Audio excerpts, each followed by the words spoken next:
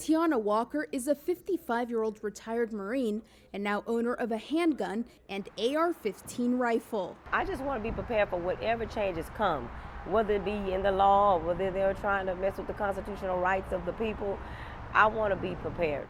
The lifelong Houston resident bought the gun at Full Armor Firearms. 22-year-old Makai Barnes walked her through how to manipulate the weapon. Open on the last round, so it's going to be empty. Barnes says since the coronavirus pandemic began, he's seen a flood of people like Walker come into the store looking for guns and ammunition. Recently, especially with the civil unrest in the country, we've definitely seen a second spike in sales since the coronavirus, so I believe that's it. It's a lot of people finally realizing that they're not as safe as they think, especially in their own neighborhoods. It's not an isolated case. As anxiety surges over the coronavirus pandemic, protests over racial injustice, and an increasingly contentious presidential race, gun sales across America have soared this year.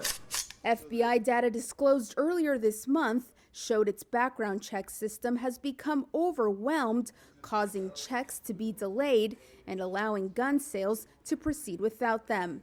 That worries gun control advocacy groups like Everytown for Gun Safety, which obtained the data through a Freedom of Information Act request, because it means thousands of people prohibited by law from owning guns may have obtained them as the FBI background check was delayed. So when you really sit down with people For gun reform advocates like Gabriela Diaz, a volunteer for Moms Demand Action, the Houston chapter for Everytown, background checks are crucial. I've yet to meet a gun owner who disagrees with me on issues like disarming domestic abusers and having a criminal background check for every gun sale. Everytown is investing $8 million in advertising in Texas during the election, hoping it's a winning issue in a conservative state long associated with gun rights.